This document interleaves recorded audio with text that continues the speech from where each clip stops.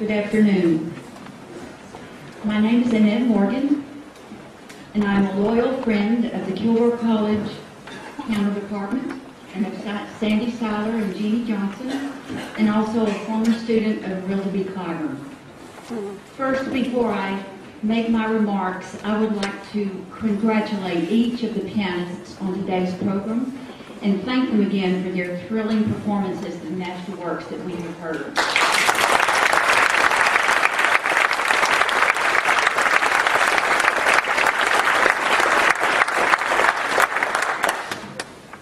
I'm honored today to have been invited to speak in tribute to an individual who called Kilgore his hometown, Kilgore College his alma mater, who was proud that he was a Texan with Southern roots, and never forgot the friends who knew and loved him years before the rest of the world knew his name.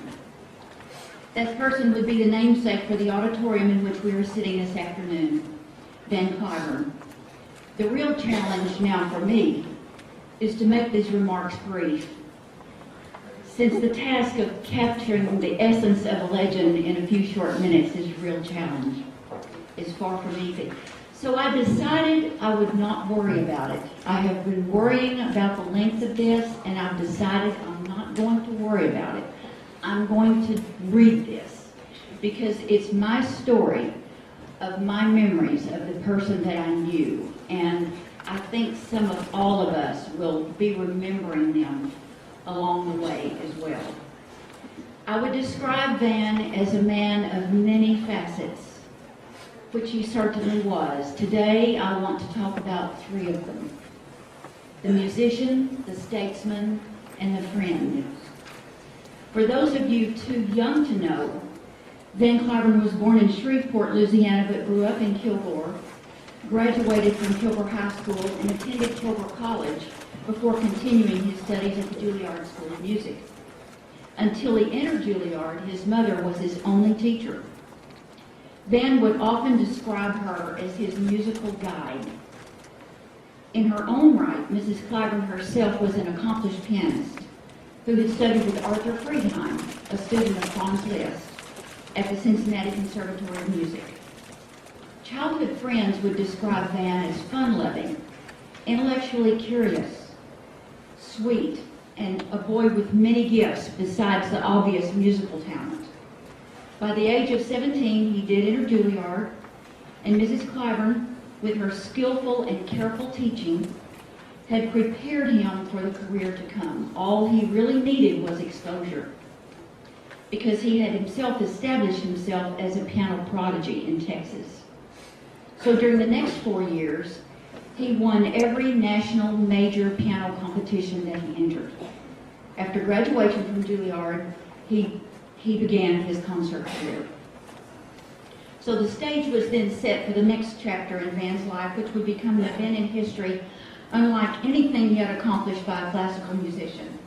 In 1958, the U.S. and the Soviet Union were two established superpowers who were locked in a very real race for world domination.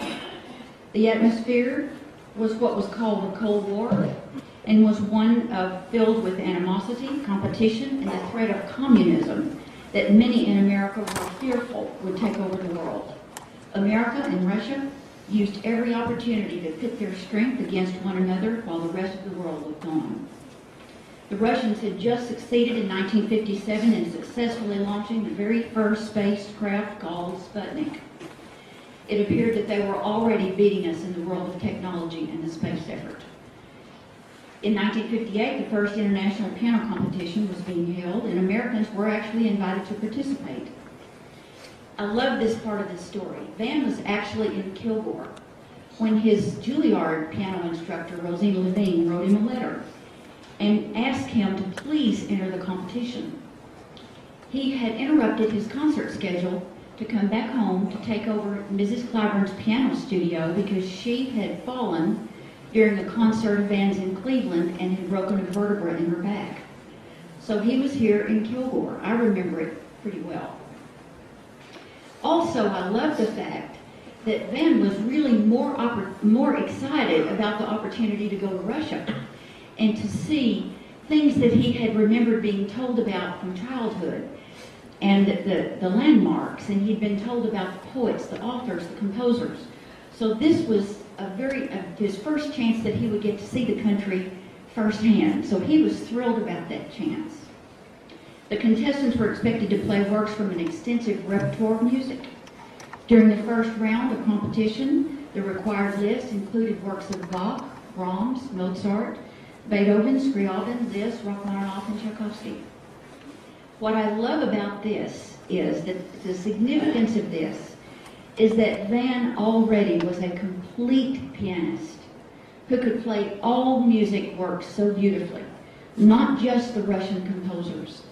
He became so well known for his interpretations of the Rachmaninoff Third Piano Concerto and the Tchaikovsky B-flat Concerto that they became his signature pieces. But the real truth was he had a full command of all the piano literature that he had played for years since he became a concert artist. And in that first round of competition, the jury made special comments about his playing of Bach and Mozart. This international jury was made up of 17 esteemed pianists and composers, 7 from Russia and 10 from every other country in the world, but not one American. The rest, of course, is history. He won first prize in that piano competition with a unanimous vote of the jury and made front-page headlines all over the world. When they asked the Premier Khrushchev about giving the prize to an American, he simply said, "Is he the best? If he is, then give it to him." He was then given a ticker-tape parade in New York and hailed as a returning hero. He had endeared himself to the Russians not only with his artistry, but with the charisma, charm, sensitivity, and genuine love of all peoples, and his way of expressing it through the international language of music. He loved them, and they loved him back, which is what made the difference. His own love for the human spirit and his fellow man and the music that bound all of them is what made the difference on that day, in that year, in that corner of the world. The door he opened that day in Russia could not have come at a better time, especially since no one thought they would allow an American to win. The fact that they did was a huge testament not only to his playing, but to his personality and charisma that transcended barriers and boundaries. Van was always proud of his country and that he was from Texas. Throughout his career, whether he played in our country or abroad, he loved to tell people that he was a proud Texan. In fact, he made sure that during his first trip overseas to Russia, Premier Khrushchev knew the reason he was so tall is because he grew up in East Texas. He wanted his audience to know that they had made him feel at home and welcomed him much like his friends in Texas would always welcome him. As a representative of our country, Van would begin each concert with the Star-Spangled Banner, which is not typical of a concert artist. However, he felt that it was important to remind his audience of our great country and for the freedom we all enjoy as Americans. Since he had the opportunity to play on the world stage, he also used this as his way of demonstrating to an international audience the loyalty and gratitude he felt to our country. And then as a friend, he never forgot his friends and remained loyal to those who watched him grow up, mature, and develop into the artist he became. He would always remember his friends from Kilgore, Shreveport, friends of his parents, and have visits with them, whether he was backstage at a concert or at home in either Shreveport or Fort Worth.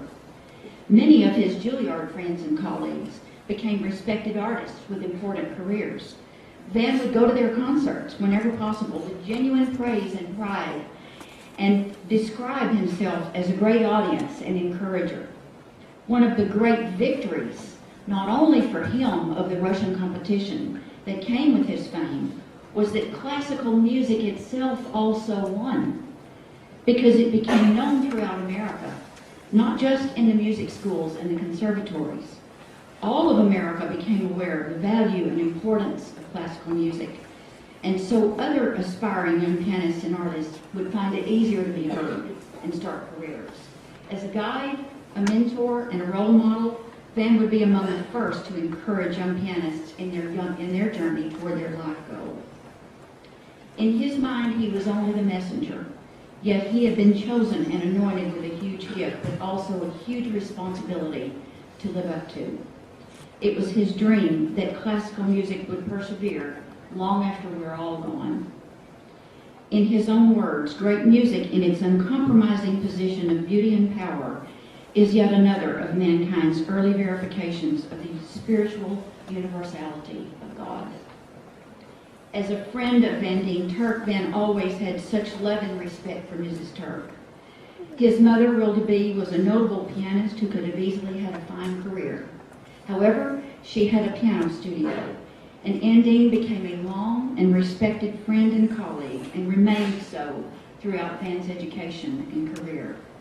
Van also remained loyal to Kilgore College, with warm memories of his days as a student here, and utmost respect for the college instructors with whom he studied.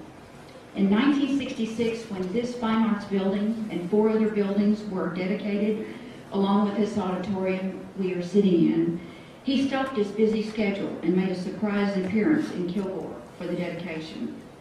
Then later, when the Van Dien Turk Fine Arts Center was dedicated in December of 1989, Mrs. Clyburn and Van interrupted his 10-year sabbatical and accepted the invitation to appear and give a formal speech about his longtime friend and colleague, Ann Turk, before a packed house in Dodson Auditorium. Again, as a friend of the college, he came out of retirement in 1990 to celebrate the 10th anniversary of the East Texas Oil Museum and the 60th anniversary discovery of the East Texas oil field. The evening concert was a benefit, which would endow the Harvey Van and Rilda B. Clyburn Scholarship. He played again before a packed Dodson Auditorium crowd of 1,800 hometown friends, with a standing ovation both before and after the concert. He followed with 5 encores before finally closing the evening. The next morning, again in tribute to the college, he very proudly discussed the significance of our own East Texas Oil Museum on Good Morning America with Charlie Gibson. And while he mentioned Kilgore College and Kilgore and its unique place in Texas history and the East Texas oil fields, he never forgot his roots, and he always appreciated the fact that his upbringing was in our little town. He felt that this college was founded on old school values with the idea of bringing quality education into a small community and extending it to anyone who wanted to come and be enriched. And then he also had very high respect for so many of our legendary instructors, such as Mrs. Turk. And he knew of the standard of excellence that she and the college stood for. Today we once again gather in this place with warm memories and gratitude for an individual who used his musical talent to change the course of history. Many of us remember his brilliant mother, Rilda B., who was his musical guide and single-handedly prepared him for the year ahead, and his wonderful father, Harvey LeVan, and their huge contribution to our area of the state and to the arts. Our college president, Dr. Bill Holda, gave an official comment when Van's death was announced that is both simple and yet eloquent. Van Clyburn was a once-in-a-lifetime musician who in many ways was larger than life. Whether on the musical stage or the international stage, he was a signature individual. His legacy and his music will continue to endure for many years henceforth. We extend our love and sympathy to the many individuals who have not only been affected by his life, but also by his death. To me and many who loved and admired him, Van was the first world ambassador in the universal language of music. Not only did he become a loved and respected pianist, but represented his home state proudly, as well as his country, and left a huge legacy for classical music to be continued through the young musicians he encouraged and praised.